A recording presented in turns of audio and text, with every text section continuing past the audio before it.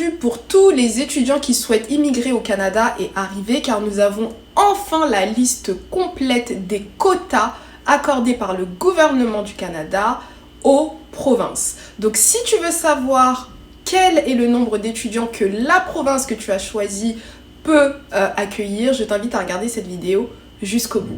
Hello tout le monde, j'espère que vous allez bien. Je me présente, je m'appelle Aménan et bienvenue sur l'éveil ivoirien. Il faut savoir que depuis la fin 2023, le gouvernement du Canada nous fait comprendre qu'il y a beaucoup trop de monde dans ce pays. Pourquoi ? Il faut savoir qu'il y a énormément de problèmes de logement actuellement, donc c'est extrêmement difficile de trouver un logement, et puis même lorsque tu trouves ton logement, il n'est absolument pas abordable.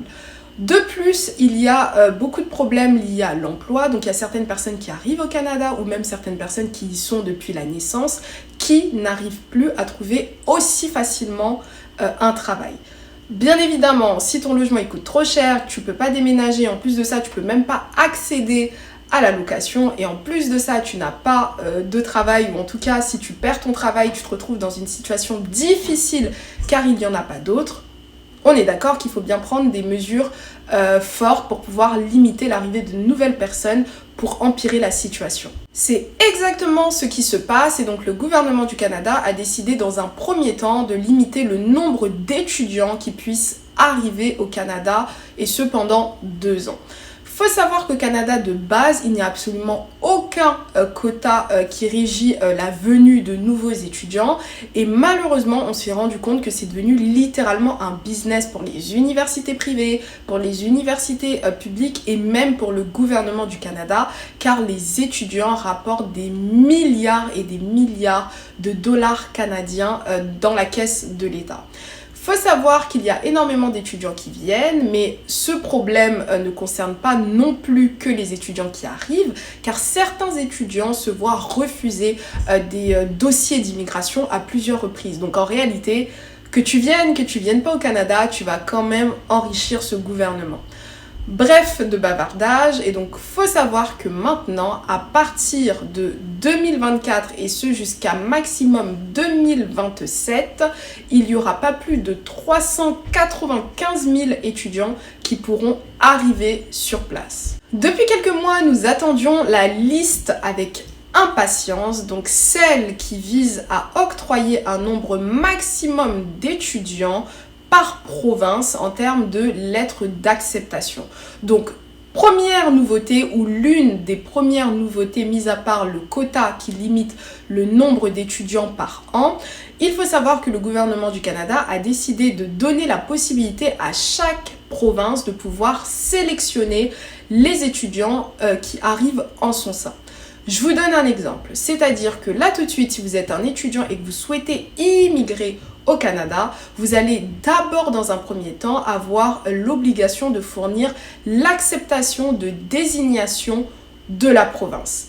Avant la réforme donc de fin 2023, il y avait uniquement la province du Québec qui le faisait, car c'est la seule province au Canada qui octroie des certificats d'acceptation pour peu importe le visa, que ce soit visa de travail, visa étudiant ou encore la résidence permanente. Donc là, à partir de maintenant, c'est obligatoire pour tous les étudiants d'avoir été d'abord sélectionnés par la province. S'il vous plaît, retenez ça parce que là, si tout de suite, à partir d'aujourd'hui, si tu fais ta demande d'immigration en visa étudiant et que tu n'as pas un document d'acceptation d'une province, ton visa sera automatiquement refusé car ça fait partie de ce qui est obligatoire à partir de maintenant.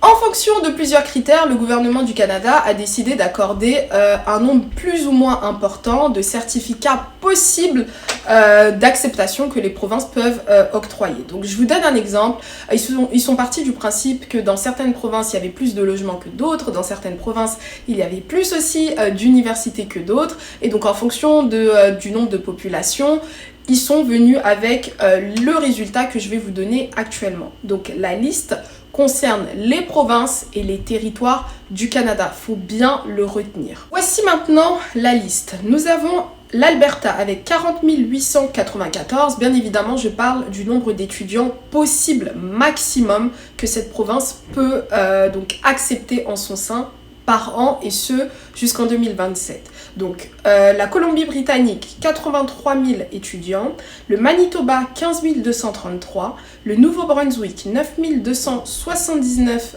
donc, nouveaux étudiants, Terre-Neuve et Labrador, 2365 étudiants, Territoire du Nord-Ouest, 333 personnes, Nouvelle-Écosse, 12 906 personnes, Nunavut 333 pareil, Île-du-Prince-Édouard 2004 personnes, le Saskatchewan 12 043, le Yukon 417 étudiants, le Québec 12 716 étudiants et l'Ontario 235 000 étudiants peuvent obtenir ce fameux certificat d'acceptation de la province. Premier fait logique par rapport à cette liste, c'est qu'en fait, les territoires ayant le plus d'attractivité, de population, de travail et de logement pourront naturellement accueillir le plus d'étudiants. C'est le cas pour l'Ontario, le Québec, la Colombie-Britannique et l'Alberta. Maintenant, à ce stade de la vidéo, vous êtes censé vous poser une question, c'est pourquoi est-ce qu'il y a plus d'étudiants qui auront des certificats d'acceptation qu'en réalité d'étudiants qui pourront venir au Canada. Donc effectivement, lorsqu'on fait le calcul, ça fait 486 523 certificats d'acceptation qui seront octroyés chaque année par les territoires. Mais en réalité, le gouvernement du Canada a décidé donc d'octroyer plus de quotas parce qu'il part du principe qu'il n'accepte jamais plus de 60% des candidatures tout simplement. Je pense sincèrement que pour des raisons de secret, etc., ils ne donnent pas exactement le nombre de pourcentage d'acceptation en termes de visa étudiant, mais ils ont expliqué à 100% qu'ils sont sûrs que moins de 60% de tous ces candidats seront en réalité au Canada. Donc lorsqu'on fait le calcul et qu'on se base sur leurs critères de 60% maximum, pour ne pas dire moins de 60% qui auront leur visa, on se rend compte que par exemple pour la province du Québec, il y aura en réalité 43 629 étudiants qui seront réellement au Canada. Pour la province de l'Ontario, sur les 235 000 qui auront le certificat d'acceptation, il y aura en réalité que 141 000 qui viendront au Canada. Et pour vous donner un exemple aussi sur la province du Nouveau-Brunswick, sur 9 279 qui auront ce certificat d'acceptation, il y aura en réalité 5 567 qui viendront réellement au Canada. Et donc voilà un peu le processus. Donc on part du principe qu'il y aura un minimum de 291 914 étudiants qui pourront venir chaque année au Canada pendant les 2 prochaines années. Juste pour contextualiser et schématiser rapidement, dites-vous dans votre tête que le certificat d'acceptation de la province est en réalité la deuxième étape qu'un étudiant étranger doit obtenir. Donc la première étape, c'est l'acceptation de l'université. La deuxième étape, c'est l'acceptation du certificat de la province. Et la troisième étape, bien évidemment, c'est votre visa étudiants. Et pourquoi est-ce que le gouvernement du Canada a décidé de faire ça? C'est parce qu'il part du principe que les provinces doivent être un petit peu plus impliquées donc dans le choix des étudiants qui rentrent au Canada.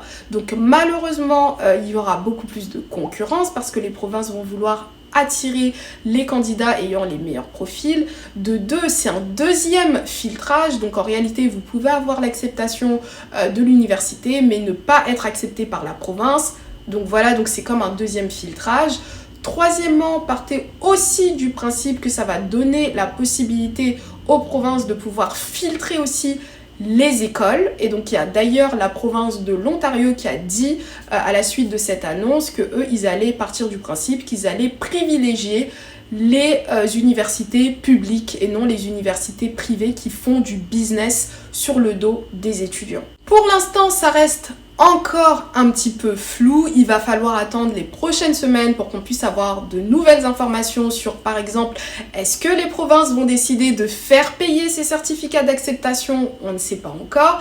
Il faut aussi attendre un petit peu pour connaître la meilleure stratégie. Donc, est-ce que le mieux, c'est de postuler, par exemple, au Nouveau-Brunswick, sachant que il y a que en réalité 5000 personnes qui viendront, ou au contraire au Québec, mais on sait très bien que le Québec c'est extrêmement populaire, donc il y aura énormément de candidats, donc en réalité plus ton dossier sera bon et plus tu auras de chances d'être sélectionné au Québec.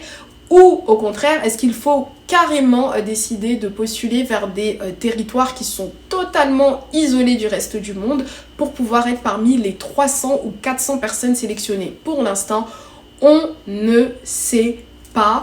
Mais en tout cas, tous les étudiants, je vous souhaite vraiment beaucoup de courage.